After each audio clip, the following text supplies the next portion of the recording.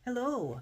Ako po si Annie Aruiza, isa sa mga anak ni Colonel Arturo Aruiza and Eleanor Aruiza. Nagpapasalamat ako sa inyong lahat na mga subscribers, sa inyong lahat na nanood ng mga videos um, na dito sa channel namin, ang Military Officer's Memoir. At saka sa mga nag-support sa amin sa pagbili ng libro ng dad ko na ini-republish after 31 years.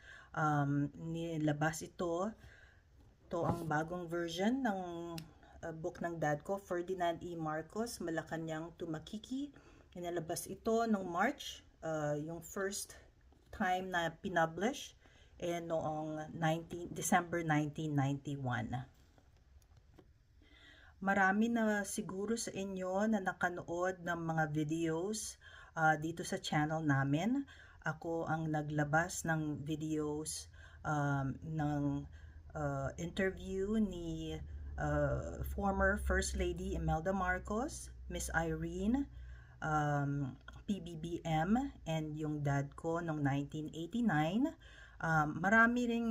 Marami pang mga litrato at mga videos ang dad ko na gusto ko rin ipakita sa inyo. Pero ngayon, ang purpose nitong first video, kaya pangalan Ferdinand E. Marcos, Malacañang to Makiki, Part 1. Gusto kong gawin kasi maraming collection ang dad ko ng pictures niya with the president noong 1970s, 1980s. Papakita ko yung mga pictures, hopefully mga videos. Mahirap lang kasi yung mga videos kasi VHS. Kailangan hindi masyadong madali para sa akin kasi hindi ako techie. So anyway, ang gagawin ko ngayon, kaya Ferdinand E. Marcos, Malacañang to Makiki Part 1, babasa ako ng part sa libro, tapos papakita ko yung picture na kung kailan nangyari yon, tapos gagawin ko rin sa mga ibang chapters. So ito ang hardbound version ng libro, ito ang softbound version, tapos ito yung original book na pinublish noong December 1991. I'm sure marami na sa inyong nakakita nitong scene na ito, itong picture na to in the news noong kadadating lang ni President Marcos sa Honolulu.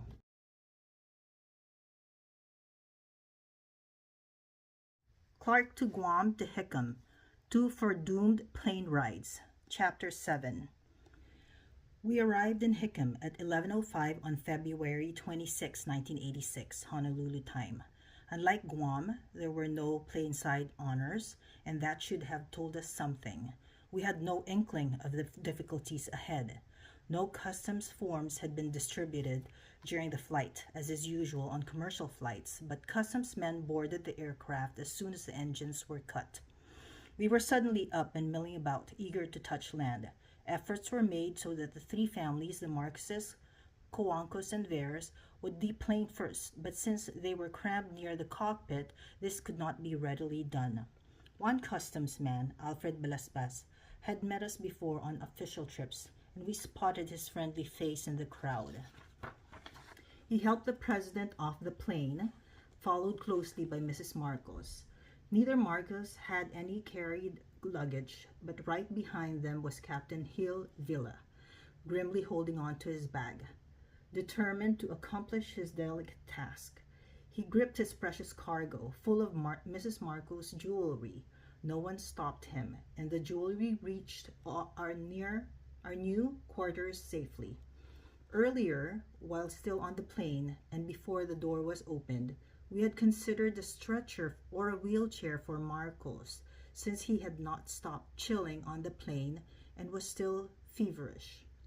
But he vetoed the idea and insisted on walking.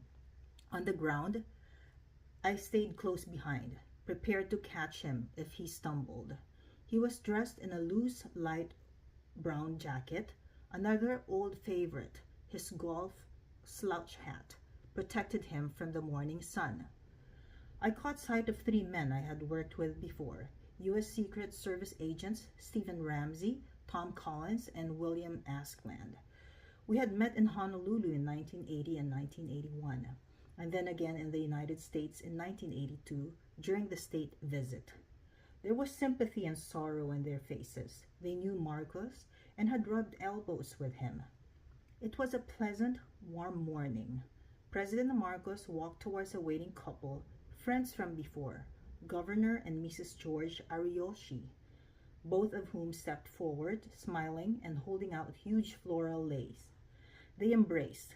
The Ariyoshis whispered, "Aloha," and an Air Force general saluted the president, who forced a smile. 50 yards away, roped off from us, more than 150 reporters and TV journalists pushed at one another, wanting to interview the Marcos.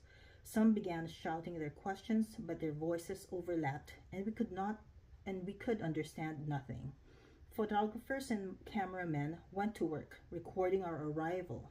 This persistent group had followed us from Manila, some even converging from Europe, Australia, and Japan. At the main gate of the base milled a crowd of 500 Filipinos, many of them Ilocanos, belonging to an association called Friends of Marcos. This was headed by Jose Joe Lazo, a Honolulu old-timer. They had decided to welcome Marcos in their own way. Dressed in bright Marcos t-shirts, these were the same faces that had faithfully filled the VIP lounge when Marcos had visited Honolulu in 1980 and 1981 to make sure that the media recorded their strong support. This time, they could not enter Hickam. Had they been allowed, there would have been embarrassment all around, and many red faces, American and Filipino, at the sight of this crowd protesting the kidnapping of their president. Lazo's group decided instead to proceed to the state legislature, where a resolution was then being debated on whether to allow the Marcoses to stay in Hawaii or not.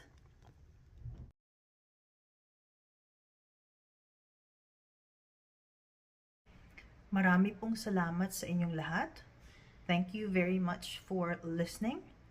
I will do more and I'll read more from my dad's book, Ferdinand E. Marcos, Malacañang to Makiki.